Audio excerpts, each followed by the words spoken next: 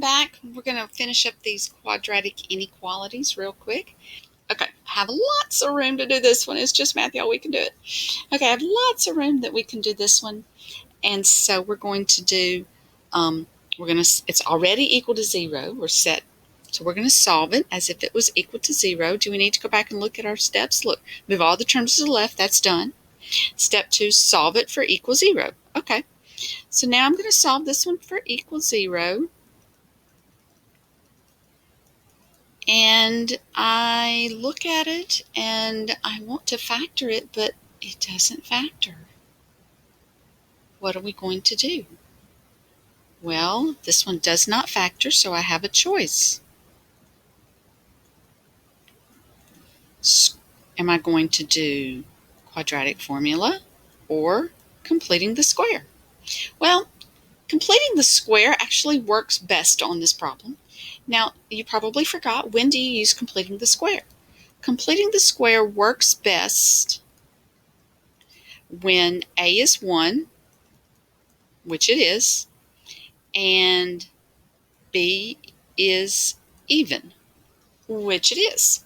And so I'm going to use the completing the square method on this because I know that you don't see that very often, and I want you to be able to think about that opportunity. It is an option. Quadratic formula is also an option. So if you'll recall your steps, you move the C over. And again, this is all unit 1. And then you're going to add 6 over 2 squared to both sides. And that's a b over 2 squared. And so that's the magic number.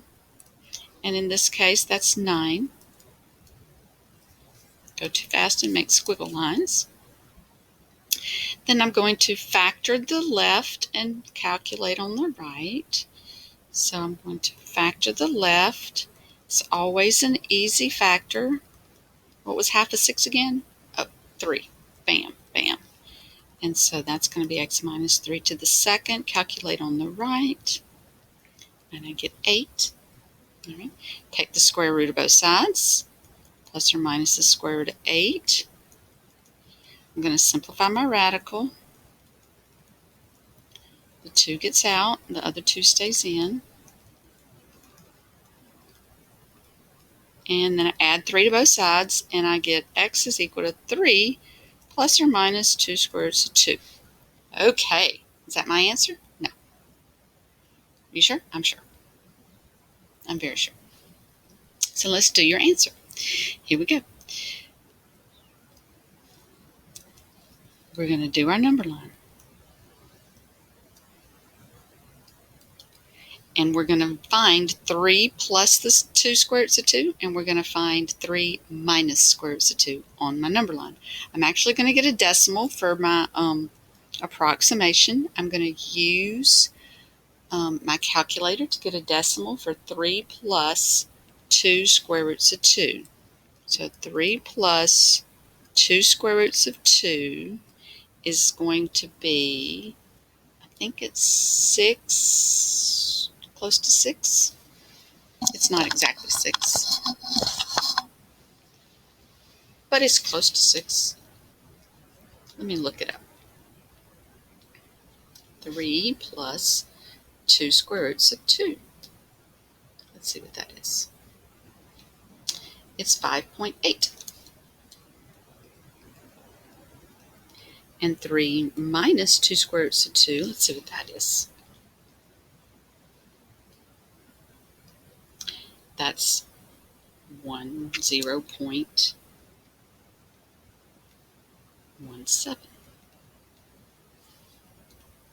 Okay, so on my number line, those are my 2 numbers. Now, what are these 2 numbers? Let's go back and think about it. These 2 numbers are the numbers that make the equation equal to 0. Okay, that's what these 2 numbers are. Now look at the original problem. It is not asking for equal to 0 this time. It's just asking for less than 0. It's not asking for equal to 0. It's asking for less than 0. So this time these numbers are not really part of my answer. Okay, I need to know the numbers that are going to be less. So there we go. So those are going to get the circles this time, not the dots. And then I'm going to test some numbers. Now I need a number to the left of 0.17. Well, that may be hard for some of you, but it's not hard for me. I can test 0 here. 0 is less than 0.17. And I've got to test a number in here between the two. Well, I could test 4. And over here, I can test anything bigger than 5.8. Well, I can test random 7. I don't have to test decimals. Okay, just somewhere in that range. So here we go. We're going to test this first. I'm going to plug in 0 and see what we get. So 0 squared minus 6 times 0 plus 1, is that in fact less than 0? So that's 0 minus 0 plus 1. Is that less than 0? No. 1 is not less than 0. No. 1 is not less than 0. So that's not part of my answer. Test 4. So I'm going to do 4 squared minus 6 times 4 plus 1. And so that's 16 minus 24 plus 1. And that's going to give me negative 8 plus 1, which is negative 7. Is that less than 0? Why, yes it is. Yes, it is less than 0. So that is part of my answer. I'm going to color that section. Okay, let's look at the next one. Test 7. So I'm going to do 7 squared minus 6 times 7 plus 1. That's 49 minus 42 plus 1. Is this less than 0? 9 minus 2 is 7 plus 1 is 8. Is that less than 0? No. No, that's not less than 0. Okay, so my answer is in my number line. There it is. My number line shows me my answer. It's right there. There's my answer. Now, what is it in interval notation? Well, remember this is parentheses. So parentheses, wait a minute. 0.17? That ain't right. No, it's not. Remember where we got that? 3 minus 2 square roots of 2, comma, and then 3 plus 2 square roots of 2. We just use those for estimates.